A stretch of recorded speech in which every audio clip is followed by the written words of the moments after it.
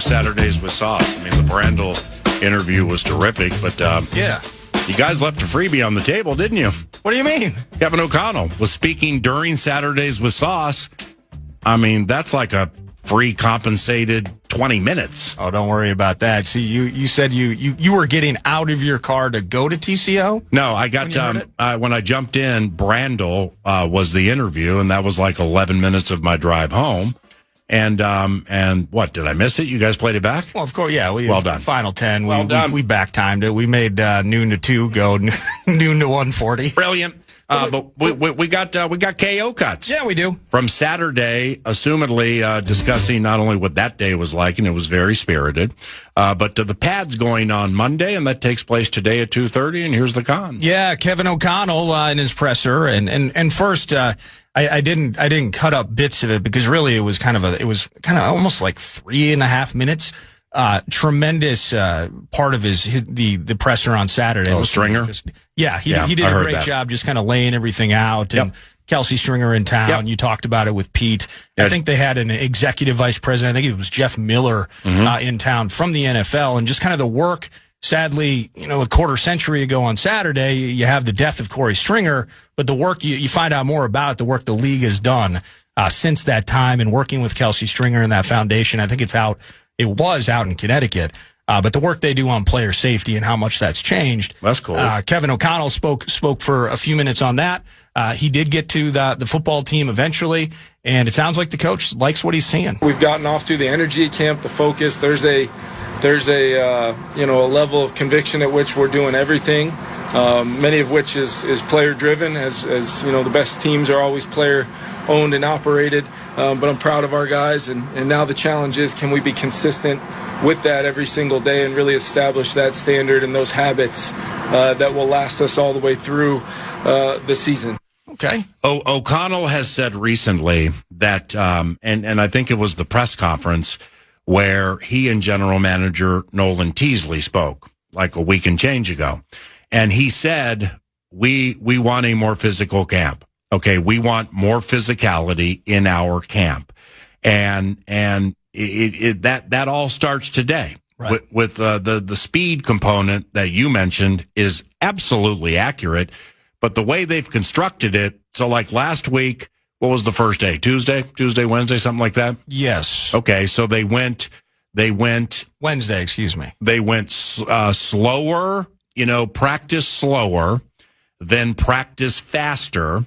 Then the Friday that I was there, and they were indoors, that basically was a walkthrough, just going through plays for Saturday. So is that a real clomp? I mean, because as an outsider, I would just picture, well, why does it matter that it's inside? You should be able to do effectively all of the same things. So are they able to just take this from the outdoor practice fields that we see inside and still accomplish all of the same goals seamlessly? 100%. Okay, cool. But see, there's it's a hurry up to slow down approach, and I'm digging it because it was crafted to get them to today. So slower practice, but good competitiveness. It's the one I told you where, I just swear, man, I don't have confirmation on it. I'm not going to ask about it. But after 5 weeks of seeing social media and hearing, reading, or seeing people, and then 9 to noon we would be guilty of this, regurgitate first day of minicamp. Kyler didn't look great, threw a couple of picks. Afterwards said, I'm not used to this. I'm used to being the starter and getting all the reps. I got a lot of work to do. Yeah. Well, that's really the only thing, and it's the A topic in the first place. It's the only thing on which we have to hang the proverbial hats for 5 weeks. So, there's no way O'Connell didn't hear that over and over. Right. So I'm just riding discernment here. And I think those first 2 plays that he called to start the entire training camp are prime regular season plays where he wants to see, okay, well, you remember those first 2 at the first day of minicamp. You're going to write about these, right? The play action from under center. Remember, the guy people say can't go under center.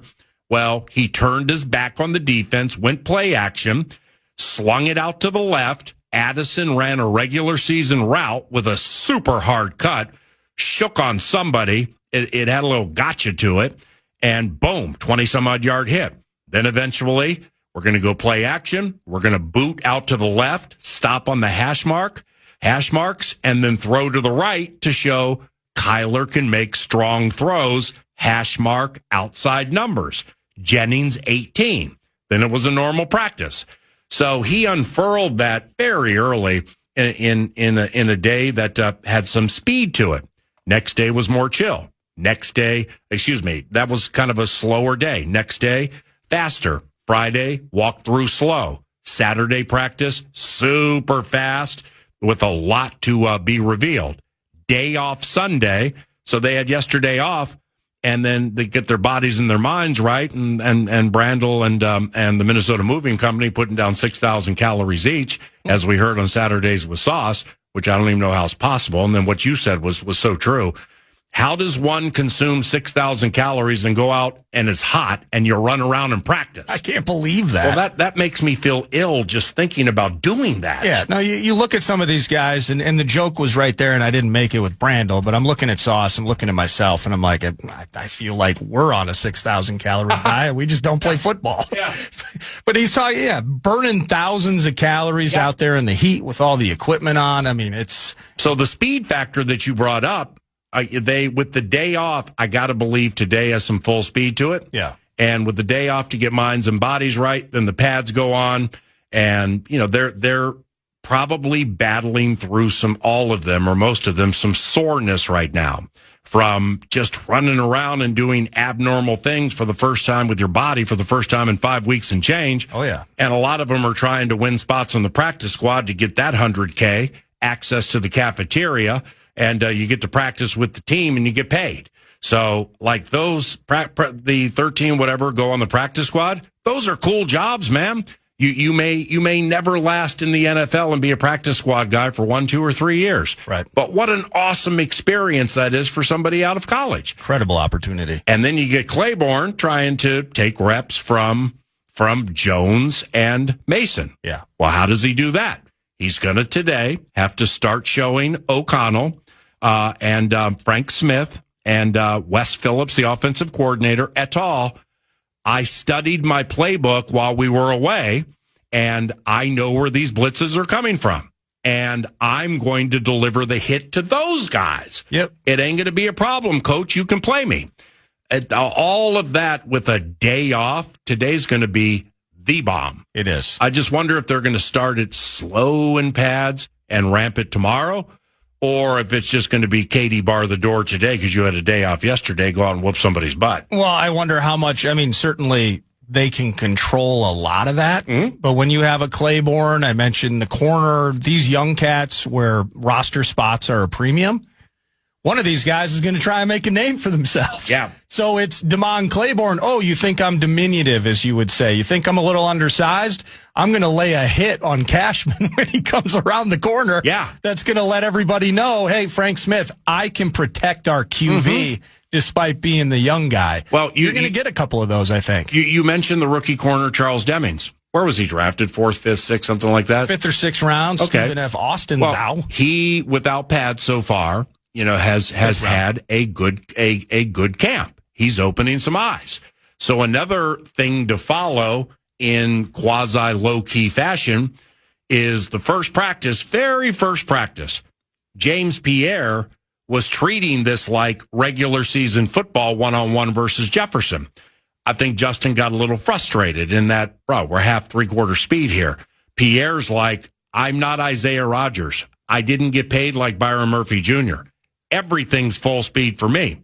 He had an awesome practice. Yeah. Well, then he was walking off the field with the trainers right at the end of practice and has not practiced since. Yeah, he only practiced Wednesday, I think, and that's it. So Demings Jr., or whomever, Zamiah Vaughn, some names from days gone by, well, they like, dog, sorry, but. Yeah. Well, now that gives them an opportunity to open Flores' eyes and be like, you know what? Zamiah Vaughn's arms go from Maui to Maine, and he opened our eyes enough last year to be on the practice squad the majority of the year. So you can't make the age-old cliche is you can't make the club in the tub. Right. So Pierre now is like, I got to get back out there. So Pierre is 85% to be the third corner on this team. What are those? I hate to change, but you hit me with something when talking about all these names and the physicality of it. And specifically, we need, and this happens every year, regardless of the physicality, we want James Pierre to get healthy and get back. Mm-hmm. Is this a Nolan Teasley invention in terms of we need to? I wonder what that conversation is like between the GM and the coach in terms of the physicality at camp, because we talked about it. What is it? 3-4 years ago now. Earlier in the era of KO. Niners come to town, and we're talking about like we'd have like I can't remember the acronym. Was it THUD or the way that they call it? So but the Niners roll in, and THUD meant hit you like a freight train coming through the station with no brakes. And so just watching how those joint practices evolved, and the Vikings eventually just had to get used to that, and they responded in kind. But I just wonder, from the THUD concept, early stages of O'Connell, and now Teasley in the mix, what those conversations were like. Well, actually, I mean, we need these guys to feel the hurt a little bit more than they've felt in previous camps. Couple of things there. Could be more tentacles, but we got a marathon this one. Steve's Appliances, stevesappliances.com. They provide us with the marathon segments each and every weekday, 9 to noon. When you work with Steve's and you call them, there's no 800 number. You're calling a standalone local company, local business in Mounds View, markedly less rigmarole than dealing with the bigger named appliance stores. They have a local number, and things are just more hassle free than with bigger appliance stores. Smaller stores can better finagle prices. So if you need appliances, fast delivery, free recycling, guaranteed low prices, Steve's Appliances, stevesappliances.com.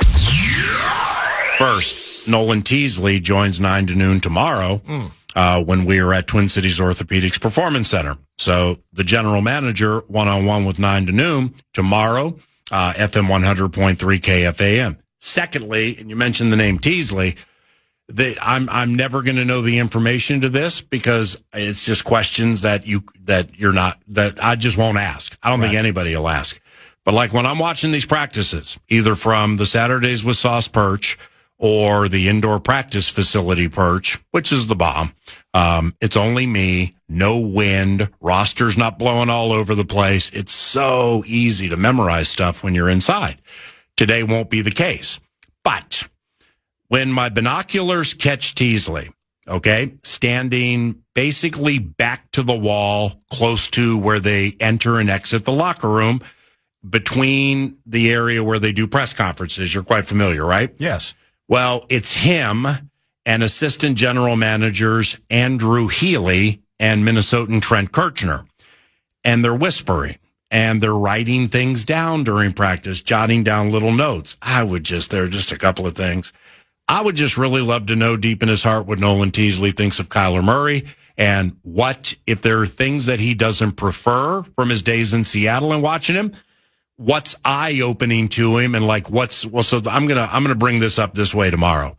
From what you remember playing him when he was with Arizona and you were with the champions to what you're seeing now, what are you seeing that's different? I like it. I would just like to know deep in the cockles of his heart what he thinks about this situation, because it wasn't his situation when he was hired. He came here and we got these quarterbacks. Pretty good quarterbacks room when you go 1 through 4, but they're still cutting 1 and 2 purportedly. Secondly, man, I'd love to know what Healy and Kirchner and Teasley are writing down. Just like the little notes they're taking on certain plays and everything, because it's all new. Yeah. It's new vantage point, new eyes, new opinions. So all of that's transpiring right now. KO cuts, though. KO cuts. Here he is talking about Kyler and his throws. We're really just in the early stages. Even though it's, we're trying to, move full speed ahead with our volume. I think it's still early enough that it's kind of hard to pinpoint any tendencies by the day. But at the same time, seeing him do that and hitting some of those down the field kind of throws, even into some, different variations of some of Flo's exotic looks, was encouraging. And JJ had some as well. Carson hit a long one to Miles Price as well. So we're just trying to implement our offense. We're trying to really focus on some foundational things that, the quarterbacks play a big role in, but it's an all-11 thing right now for sure, regardless of what personnel grouping we're in. Man, we're talking about the trenches, getting physical. The speed is up there. I mean, it's still going to be about number 9 and number 1. Yeah. And what they look like today. They've all thrown a lot of passes to Miles Price. So Miles trying to make a play for more reps. He's more than just a kick returner, ladies and gentlemen, Miles Price. In the second year for Miles, it was months ago that 9 to noon after they signed Kyler, we started begging for Juwan Jennings because it just fits the so many aspects of this team with Kyler as the quarterback. But then we started stretching it, wondering from a size standpoint, can Miles Price be anything for this team what Khalif Raymond was for Ben Johnson and the Detroit Lions? Yeah. And then now we get to training camp and Miles is catching passes. Now, Ty Felton, I don't know if he's gotten faster this offseason, but I've just watched him run more closely through the first handful of days. Well, I mean, he's lickety-split fast. I guess I'd forgotten how fast Ty Felton is. So you got your top 3, 18, and 14. Yep. Well, now you got 13 and 4, slugging it out for whatever is left there. Yeah. But the cool thing is... Feels like they keep 5, too. But the cool thing is they're all fast.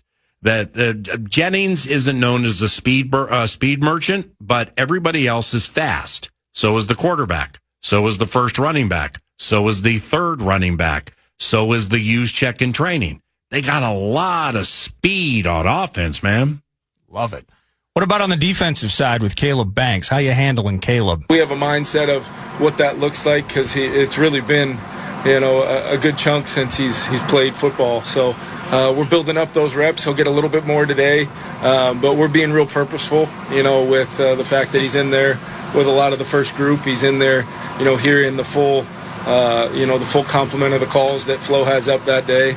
And one of the things that I was really, really impressed by in the spring is just his ability to retain information, even without physically getting to apply them, how he handled walkthroughs, how he handled the meeting room. And it's been really cool seeing him and Big Citrus and the connection those guys have. If you see one, you probably see the other, which is, exactly what you're looking for when you bring in 2 young guys like that. So I do this because I'm a 41-year-old Rube.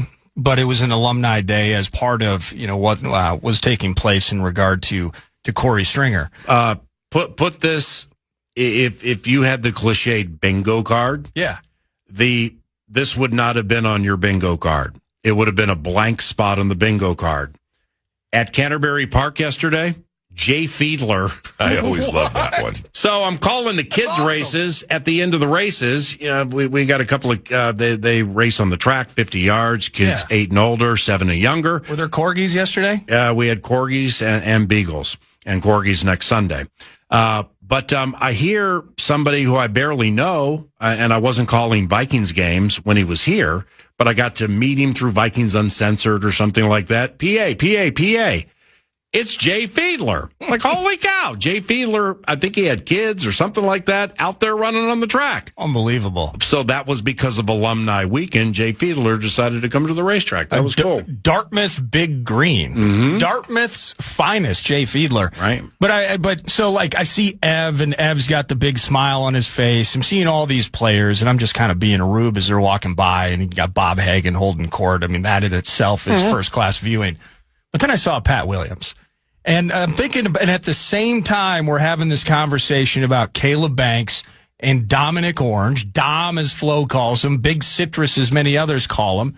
And I'm just thinking, I thought about this being the next coming of the Williams Wall. You homer! I couldn't help myself for a second. They're both rookies. A lot has to play out. Yep. We're still going to talk about the foot once in a while. So Citrus, Pat, Caleb, Kevin. A little bit. Yeah. A little bit. Mm-hmm. I didn't see KW out there. He may have been there. I just didn't see him. But so pumped. Again, kids with an opportunity for this to be a good season, in some cases, kids have to take advantage of the opportunity. But I'm just so pumped to see Caleb and Dom in the mix early and often. Any more KO cuts, or you want to do them later? Let me. I know we're a little long, but it's a marathon. I'm going to hit you with this on Jordan Mason. He's in unbelievable shape right now. Yeah. I think the things that he really thrives at and has proven to, we're emphasizing in some aspects of our different run game schemes, and he's already made a few cuts, a few runs, and things that have demonstrated just not only a comfort, but a guy that's prepared and ready to go. I'm really excited about Jordan. What do we think about year 2 Jordan Mason? Reading between the lines with what O'Connell said, he's in terrific shape. Has his body type changed that you're memorizing in 2.6 versus 2.5? Arms bigger, but he didn't put as much time into his arms as. Here we go, Paul! Justin Jefferson's arms are different, man. They're just stronger, bigger. They're kids at a time growing up. But what O'Connell's saying is we've been very impressed with his cuts. Yeah. Okay, because when part of the offense is a slow roll, either fake, just think Rodgers, Favre, holding that ball out for as long as possible. Yeah, for Amon Green, Josh, whomever. Yeah. And then pulling it back and throwing or giving it to him. Well, that's part of this bit. Now, if Mason's in the game, you can't have multiple tells on Jordan Mason. Right. In other words, opposing defensive coordinators can't look at it like, all right, he's in the game, you ain't throwing it to him. Yep. We all know that. And you're not going to get outside the hash marks. Well, you have to defeat one of those. So for O'Connell to say his cuts have been amazing, it could be between the tackle stuff, but it also could be in the stretch game. Which also will reveal itself today with the pads on. It's 10:30. You're listening to 9 to Noon. I'm Paul Allen. This is FM 100.3 KFAN. We got some money to give away. We do. The Fan and BigDeck.com want to give you a shot at some bonus bucks with the National Cash Contest. This hour's keyword is credit. Enter the keyword credit at KFAN for your chance to win. Keyword credit at KFAN.com. You're listening live to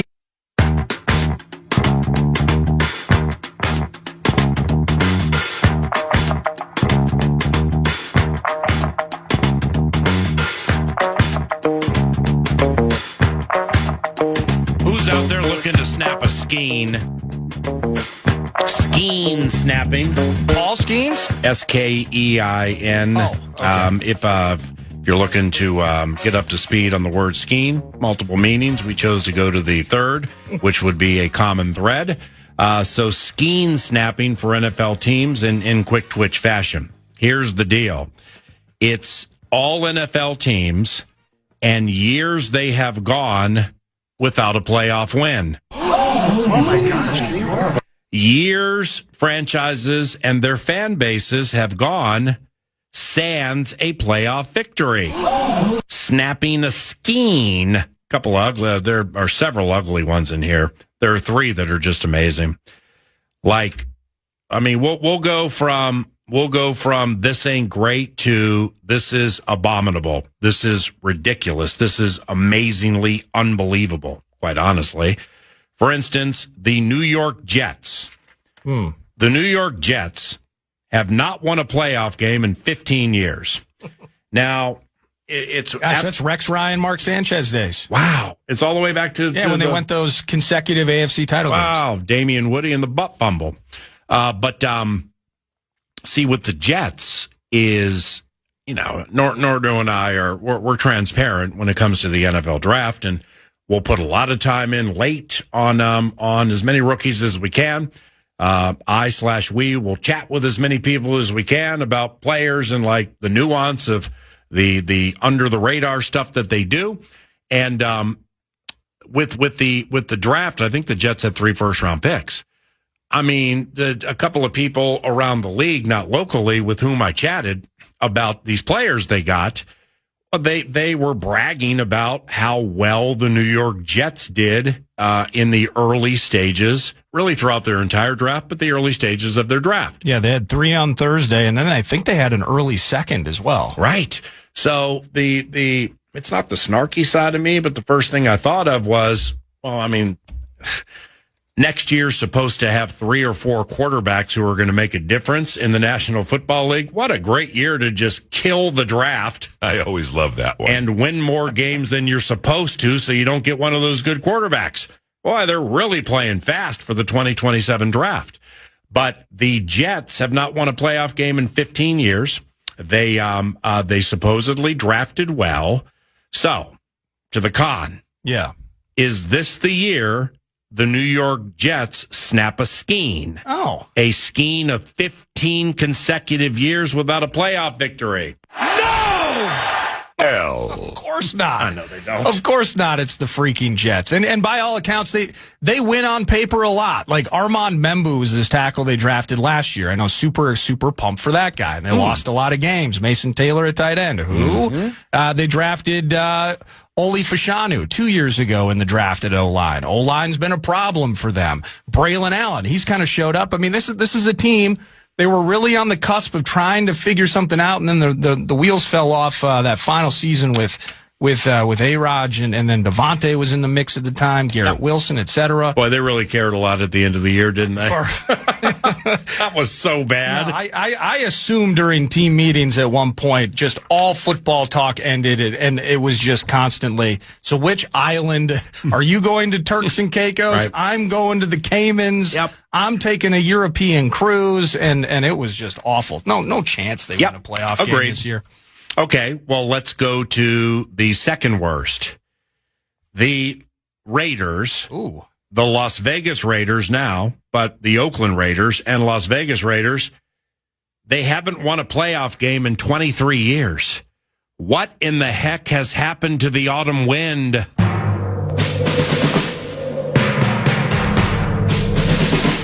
The autumn wind is a pirate, blustering in from sea. With a rollicking song, he sweeps along, swaggering boisterously. Snake Stabler, though. His face is weather-beaten. He wears a hooded sash. MVP Rich Gannon. With a silver hat about his head. And a bristling black mustache. He growls as he storms the country, a villain big and bold. And the trees all shake and quiver and quake as he robs them of their gold. The autumn wind is a raider. Wow. Pillaging just for fun. Bomb. He'll knock you round and upside down and laugh when he's conquered and won. And now those with season tickets are like, I was born to grieve. AFC West, Mendoza, Cuz Mendoza. And the upstart Broncos. Broncos AFC title game last year. Patrick Mahomes is practicing. Superchargers with Justin Herbert, Mike McDaniel, offensive coordinator. The con. Yeah. Is this the year the Raiders sneak into the postseason and win a playoff game? I mean, come on. They're going to go 24 years without winning a playoff game. I know, it's nuts. I'm even hearing on a regular basis now, and I don't know how to feel about it. Mahomes needs to get back to his thing. That they're talking about the Broncos as being maybe it's ready for them to take the class of that division at this particular point. Right. That's how close that is right now. And then, the Chargers aren't going to be an easy out either. No, it's the future for Clint Kubiak could be very bright with Fernando Mendoza. But no chance the Raiders are winning a playoff game in 2026. The autumn wind is a dumpster fire, burning just for fun. I always love that one. Now, the Miami Dolphins.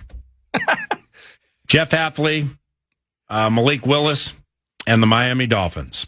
Got to start somewhere. New coach, new staff, new personnel, people. Yeah. New quarterback, all that. Okay, you got to start somewhere. We understand that. And I have a lot of respect for Hafley. Haven't met him, but I've just heard too many good things about him from all the right people. So Jeff's going to get things turned around there would be my guess. But the Miami Dolphins have not won a playoff game in a quarter century. Oh my God. They haven't won a playoff game in 25 years. This is going to be my 25th year calling Vikings football. So that means we got to go back to like 02, 01 to the last. I mean, that's like Duper and Clayton. I mean, they're perilously close to Marino, Duper, Clayton. Then you get back to Nick Bonacani and Jim Kick and Bob Greasy. And I mean, what has happened to the Miami Dolphins? Wow. A quarter century without a playoff win. The Raiders have gone 23, the Jets 15.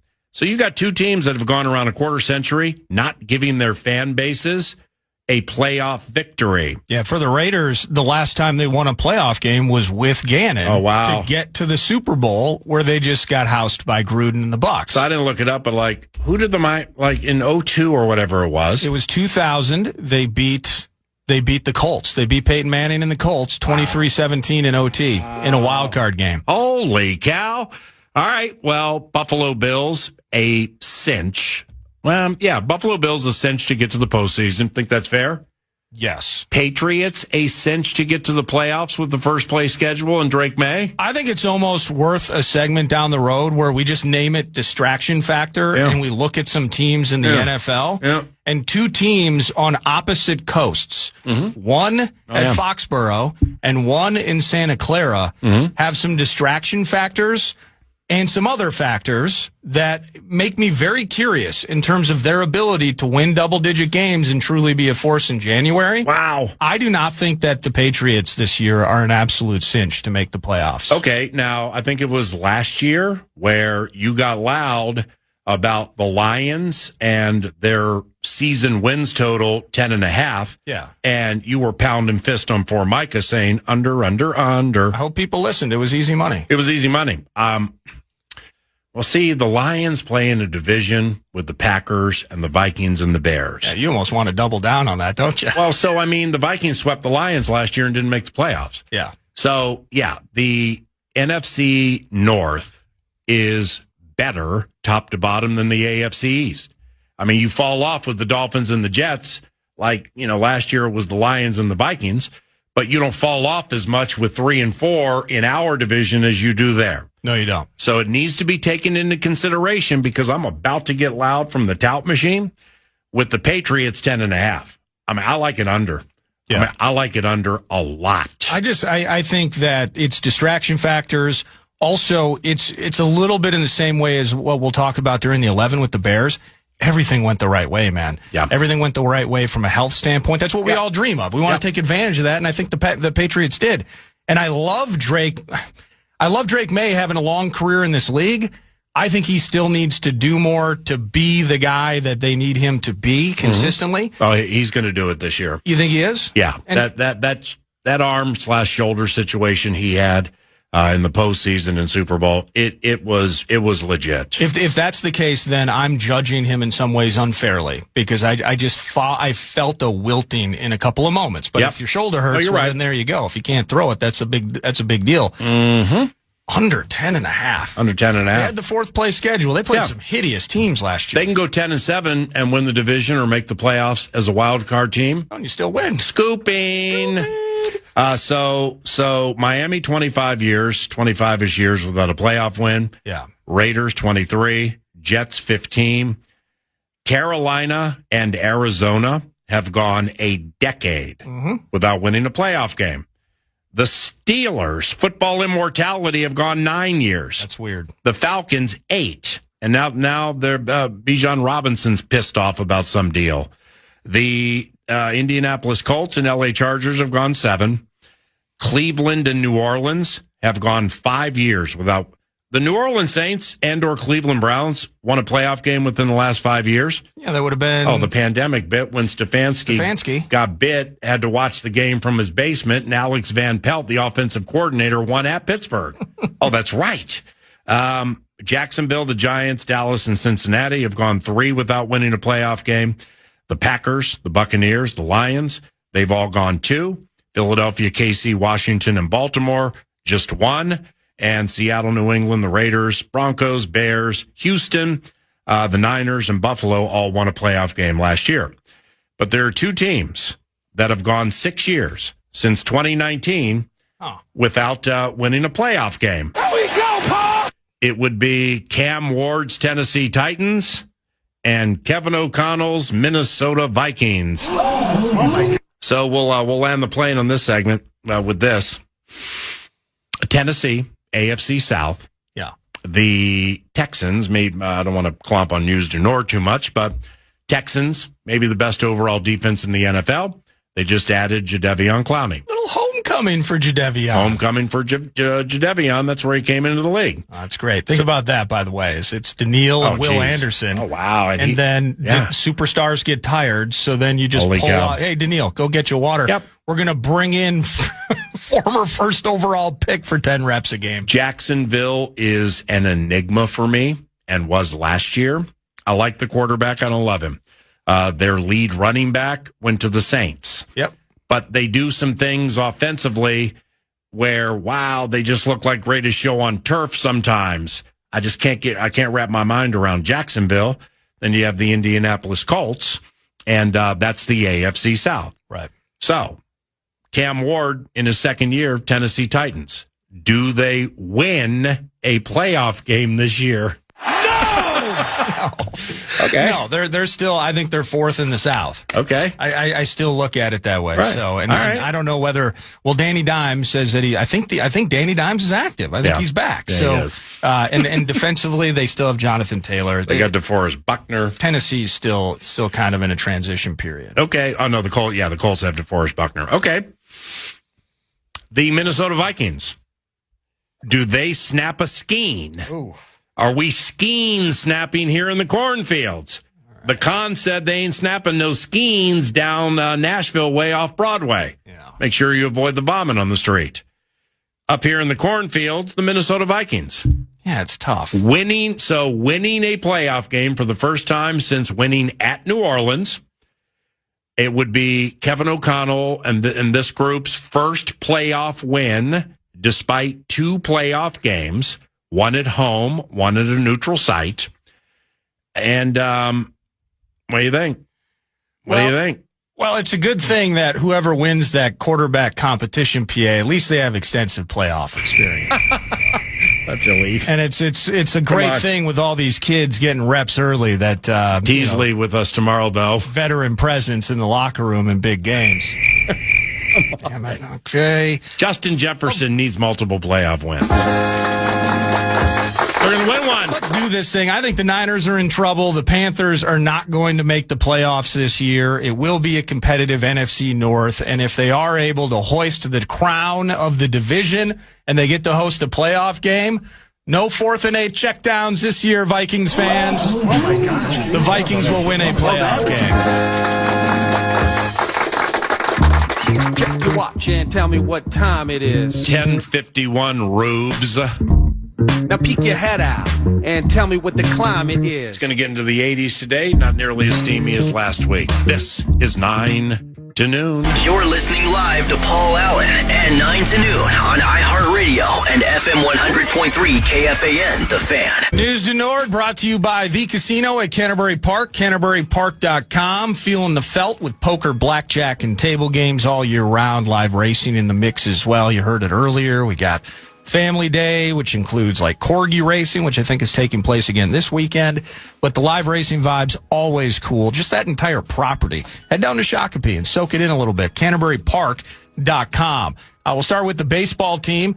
A lot of positive vibes into the weekend against the Mariners, given, okay, you handled business. You only led like 3 out of 27 innings in that series against the Royals, but you hit this ultimate grand slam thing. I'd never heard of an ultimate grand slam until that occurred. The game that I took my kids home too early from. But good vibes into the weekend. You're adding people. We got Minter. We got this starter, Dean Kramer. Let's just go beat up on the Mariners. Well, we didn't. Fairchild winning run. 1-2. Line, base hit, ball game. Colt Emerson, his first career walk-off knock, and the Mariners take down the Twins in 9, 7-6. They walk them off for the second consecutive day. Yeah, how about that? We walked off on the Royals twice. The Mariners did the same darn thing to us over the weekend. The Twins fall to a game below 500. They fall to 4 games south in the AL Central. and they are still, I believe, but a game. Why did I click off of that? A game out of the wild card mix here. Let me just verify that on-air production meeting. Yes, they're one short of the wild card behind the Guardians, Sox, and Yanks. So they're still in the mix with trade deadlines today. They've added a relief guy in Minter, a starter in Kramer, and I think with this series coming up against the Kansas City Royals, two things are going to be fun about this PA. Tomorrow at 6:40 p.m., we're going to get a rematch of what we saw last week. It's going to be Joe Ryan and Randy Dobnak. And the former Uber driver, now hurler for the Royals, kind of embarrassed us a little bit, kind of slam dunked on us a little bit last week at Target Field. Now Ryan and the Twins get the rebuttal, and hopefully it goes the right way manana. But then on Wednesday, I'm going via ESPN.com here. It does look as though Dean Kramer, new member of the Twins, formerly of the Orioles, he's going to make his first start with our favorite team on Wednesday. Well, maybe we have found a new age Jim Palmer. What you just said. But here is a 9 to noon proclamation. This is a prediction. It's not unofficially official. This is an official 9 to noon prediction. Because when teams face each other, specifically in baseball, and you see the same pitcher twice within a week, about 78% of the time, the opposite happens. So here's the prediction. I ain't saying they're going to win the series, but the Royals are punchless. If you missed the Hoffman Cooling and Heating weekend wrap, the Kansas City Royals found a way to head to Coors Field in Denver, Colorado, and average 2.8 runs a game. Welcome back to the show. Who scores fewer than 3 runs a game on average in Colorado in the thin air? So KC ain't hitting right now. Okay, here's the prediction. The Twins are going to thrash Randy Dobnak, and JoJo's going to pitch slightly better than he did when KC was here. Why don't you give me half the money you were going to bet? Then we'll go out back, I'll kick you in the nuts, and we'll call it a day. Also, Major League Baseball news, and I'll just throw this at you, that we talked a bit about it during that weekend wrap. Are you overly opinionated one way or the other in terms of Rich getting richer with the Dodgers acquiring Tarek Skubal? No, I mean it's. I like how you put it earlier. Don't hate the team or the player, hate the game.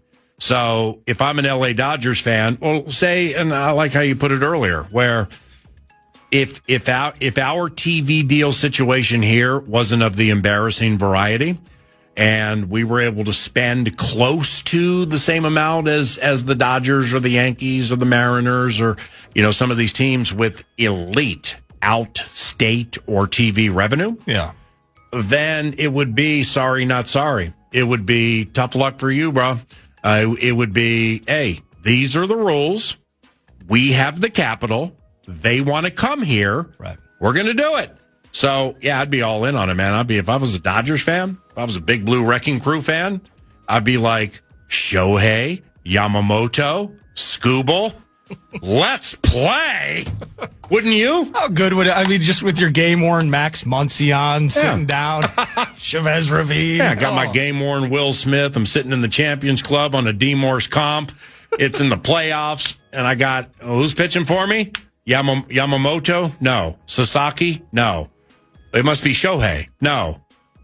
Skubal! Welcome back to the show. I'll be digging it. I got Kyle Tucker over there. We gave him Fort Knox to get him. We got Mookie Betts over there. Gave him Fort Knox to get him. Got Freddie Freeman at first. I'll go ahead and look at his deal. We can do that. Why? Would you say Freddie Freeman, you love all of his albums? I got all Freddie Freeman's albums. I was at the Iowa State Fair when he opened for Bobby Womack and had the audacity to cover Harry Hippie. Set me back a little bit, but I forgave him. So, yeah, I would be all in on it. So, seriously, and the majority, if not all people listening now, with respect, if you don't agree with this take, I think you're talking out of both sides of your mouth. Because you can be like, I'm pulling my tickets. I'm a Dodger fan. Just listen to this. Think of this. I'm a Dodger fan, but I'm not going to follow my lifetime favorite team because they're taking advantage of a system that is in place. Well, No, we're not breaking the rules. We're just taking advantage of the backward, stupid system that is Major League Baseball. Yeah. And we're capitalizing on it because we sell out every game. One of our owners is Magic Johnson, and that's cool.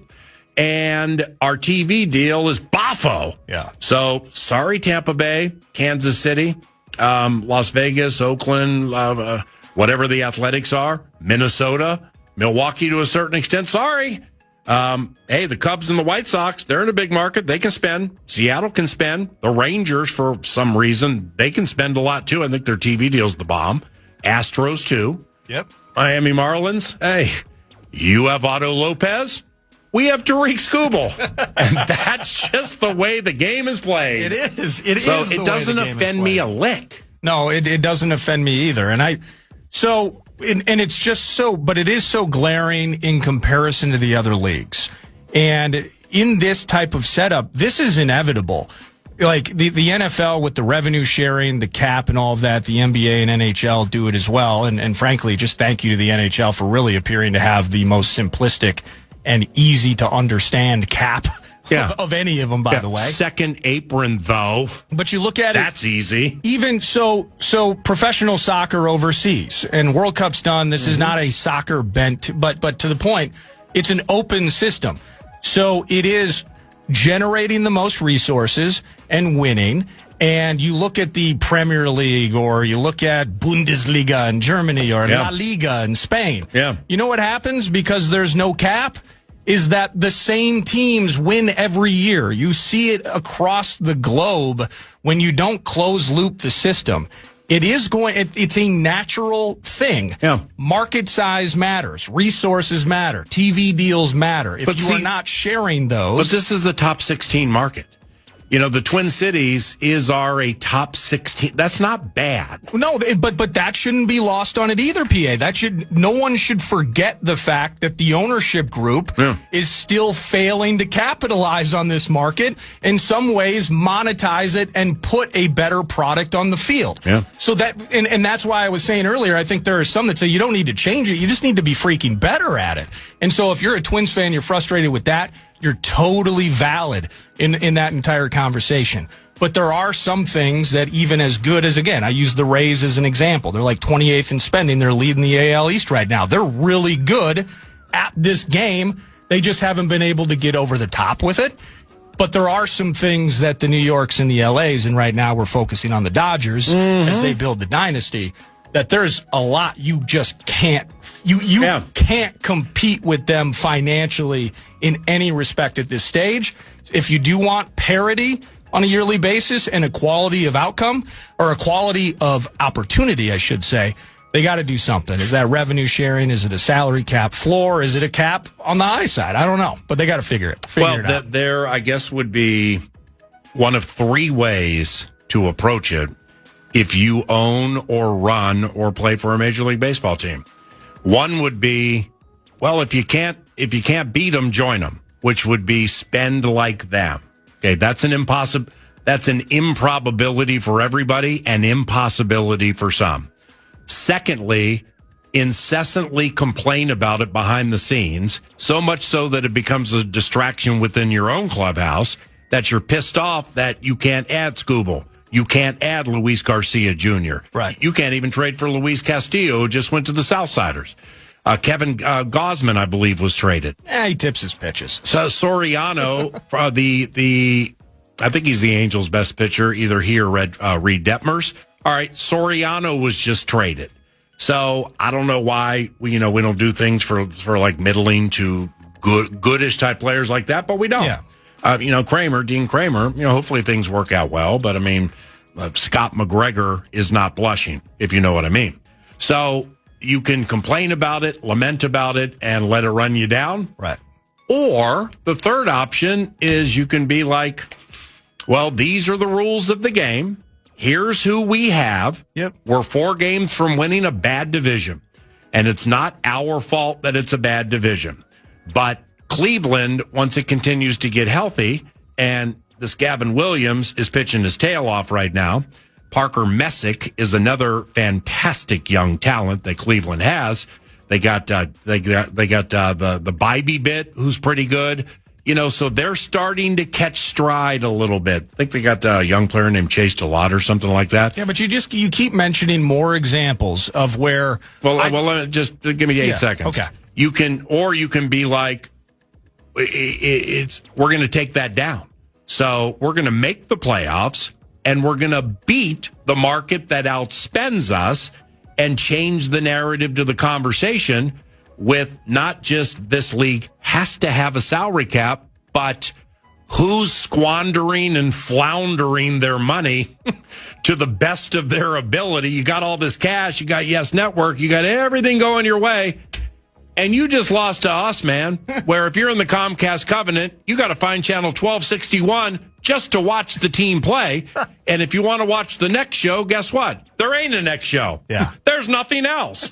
That's our lot in life. It is. And we're in a market where we're all fired up because we got Anthony Edwards. Here comes LaMelo.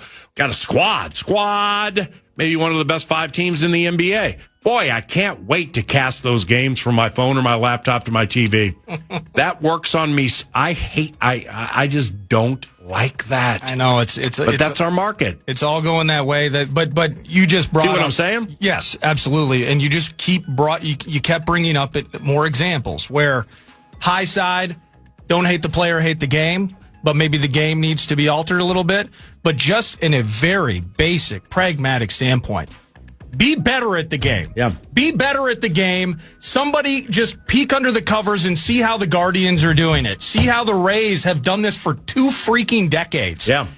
Be better at the game before you completely try to abolish the game. I ain't mad at that. And that's the if Twins fans are frustrated about that, and I mean they are. So and they should be.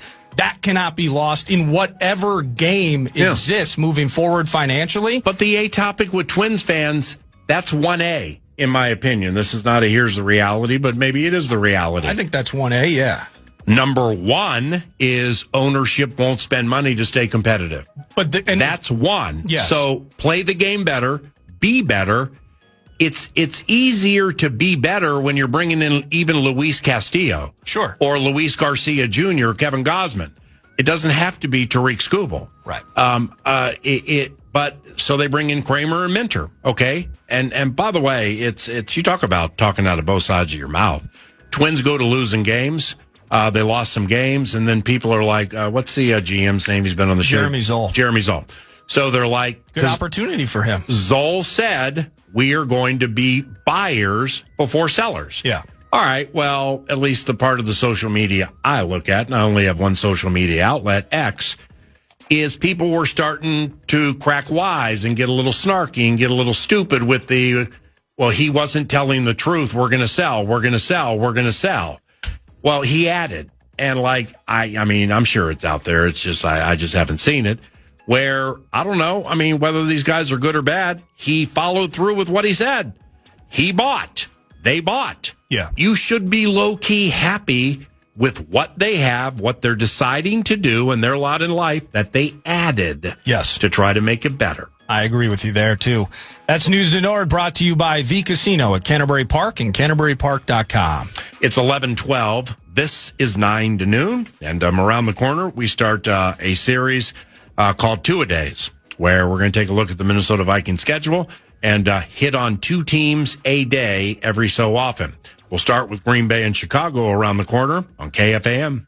The Fan, I might as well just do this now. The Fan and BigDeck.com want to give you a shot at some bonus bucks as well, National Cash Contest style. Go to KFAN.com, enter the keyword bonus. The keyword is bonus, and you might win if you enter that keyword in at KFAN.com. This is PA on iHeart.